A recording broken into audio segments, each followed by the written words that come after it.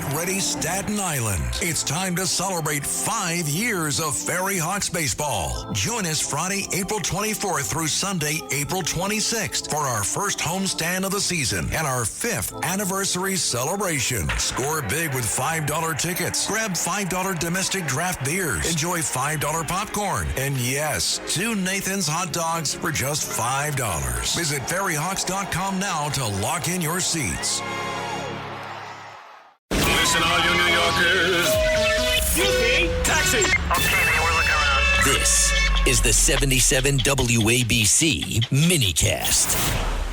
A former NYPD sergeant convicted of killing a drug suspect in the Bronx by throwing a cooler at him is set to be released. 38-year-old Erik Duran posted $300,000 bail after a judge granted his release pending an appeal. His lawyers were expected to bring him home. Duran was sentenced last week to 3 to 9 years in prison for manslaughter in the 2023 death of Erik Duran. Erik Duran is home. Great work by Arthur Aidala, Vinny Valalang, my dear friend, the SBA president. Here's what Duran had to say before we get to Bo Dietl.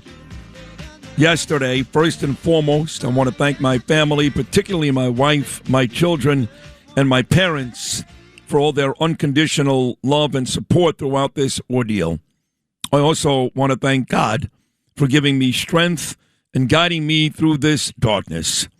I thank my entire legal team for never giving up in their pursuit of justice. And finally, I want to thank my union, the SBA, my brothers and sisters in the NYPD, and my brothers and sisters in blue around the nation. Your unwavering support and solidarity will never be forgotten.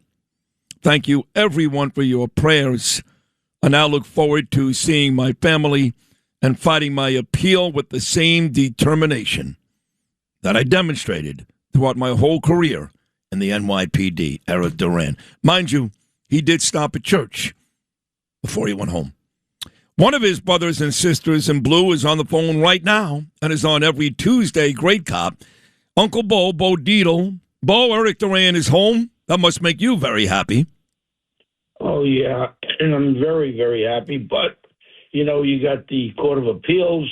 You got all these friggin' judges there right up to the top. I don't know if you remember when I ran for mayor. All of a sudden, Big Bird de Blasio threw me off the line, the Democratic line, the Republican line. I had to go to Supreme Court, Court of Appeals, and right on the Appellate Court, Court of Appeals, right up the line. And these liberal scumbags are in every level. I worry about this. I worry about the people that are going to hear this.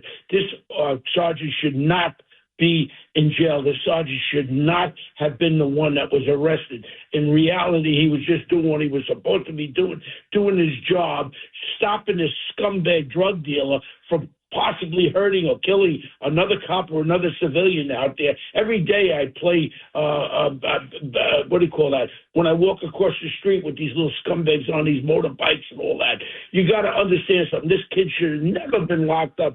I worry about this thing. This thing is not over.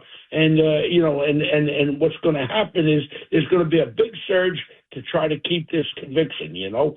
And anything that this sergeant needs from me in the investigative side, anything, I'm available to help with the Sergeants Benevolent Association. And what's the name of that scumbag judge again? Guy Mitchell. Yeah, this piece of garbage. I think he's from the Bahamas or somewhere. Yes. What a piece of garbage. The reason why they went for a bench trial is because, like I said, these moron juries in Brooklyn and the Bronx, moron boroughs, 2 moron boroughs, they'll go in there and they have one thing in common. They hate cops and they will convict cops, and that's the way it is. And it's horrible. That's one of the things that I keep trying to get to the president when the president calls him a nice guy, and they talk about affordability in New York. And look, he knows about the Jewish stuff, President Trump, but maybe he feels like that's overplayed. That's fine. But I know that President Trump loves the men and women in blue. How do I know that? He was campaigning. He hadn't even won yet. Joe Biden was the president. And when Jonathan Diller was murdered by Guy Rivera, you may remember Joe Biden never went, didn't go to the wake, didn't go to the funeral. Instead, he held some big fundraiser at Cipriani's. Who flew in to sit with Stephanie Diller? President Trump. He loves the cops. So when President Trump says he's a nice guy, I keep trying to say to the president, really? He hates cops. He hates cops. How is he a nice guy, Mr. President? What are my frustrations with the way the president handles the mayor? I'm with you 100%. And congratulations, Sid Rosenberg, with your Mandami derangement syndrome. It's all over the place. You know, want to know something? I'm with you. I'm pissed also. And we should all be outraged like you are. Just, Sid, you are the voice. And any people in New York have to realize one thing. Just look what he's doing. Now he wants to take money, $4 billion, out of the pension system. All you New Yorkers that have pensions that retired or gonna, this guy wants to start taking your money out of your pension system and give it to affordable housing. When are we going to stop this friggin' moron? Then on top of it, what happened in Queens with the circle of fire, with these guys, these crazy people over there? When are we going to stop this craziness with the Palestinian flag? And now, you know why the cops ain't doing anything? Because they don't have enough manpower. Then this scumbag goes and says, we're not going to have any kind of celebrations out in parks for the 250th anniversary of this great country. You know what? Not a single Ramadan event was denied a permit in New York City. That's right. But Mandami now does not want to let Americans celebrate our 250th anniversary.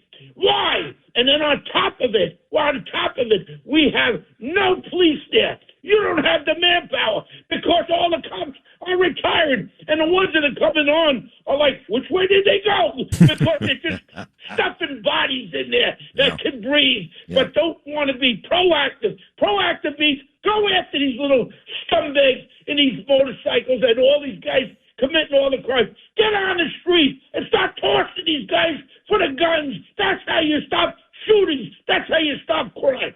Oh, I'm so angry. No, listen, I'm glad you like this every week, and people love this segment because they feel the same way you do, and I do. You know, people are really very, very angry, and not enough people are showing it because the media, they're in bed with this guy. They're Democrats, and they make it seem like he's doing a good job. I mean, here he was just last Sunday celebrating his 100 days as if he's done something significant. So, you want to give him the child care, the health care thing, sitting there with Barack Obama, look like two idiots. Fine, give him that. But outside of that, can you? I can run down 15 things that he's done that have been anywhere from disappointing to hateful. I can't figure out one thing this mayor has done to make this city better. Can you? No, and then he wants to listen to me. It's on the table. He wants to get rid of the strategic response. He wants to get rid of the database. The database. Maybe we would have sought a guy that killed that little girl in Brooklyn. But no, has he even made a mention about that? Has he made a mention about what happened over in my old middle village over there? Has he ever made it? He never makes a statement about it. No, I'm glad you brought that up because I had your old council lady, Vicky Palladino, on the show yesterday. That's her district, bro, and she said, how is it possible that they were lighting our streets on fire, drag racing, putting people's lives in danger, like you said, driving around with Palestinian flags, not a word from the mayor. Forget about Richard Williams. That boat's already sailed. That poor guy, 83-year-old war vet, died on his subway tracks. Never mentioned the guy. This just happened last weekend. Not a word from the mayor. The lawlessness just continues. Look as close as even Philadelphia. Young white student, they're walking on the campus. 9 scumbags, grab them. 9. It was a white student. 9 black juveniles, grab them, beat the living crap out of them. No one says anything. You know what? It's acceptable now. But if it was 9 white guys on a black guy, it would be all over the TV, and that scumbag Sharpton would be demonstrating all over the place. How about your old friend that ran against him, never touched him, spent his days talking about Andrew Cuomo, his days and nights, says on ABC World News tonight a couple of days ago that he's rooting for Mamdani, that he wants the city to be great, and he's not going to say anything bad about Mamdani because you usually wait till Memorial Day. You usually give the incoming mayor about 7 or 8 months before you really start to grade them. Who's that? Who do you think it is? Beret Boy. He's made 2 or 3 comments over the last couple of weeks where he's rooting for Mom Donnie. We know that already. He did a comedy skit with Mom Donnie. We know that already. I just can't believe it. You know what, Curtis? Honestly, when you got shot, I put a reward up. You know what I'm saying, Curtis? You're a traitor. You tell me you're not a traitor. You are a traitor. If you support this garbage can, you are a traitor.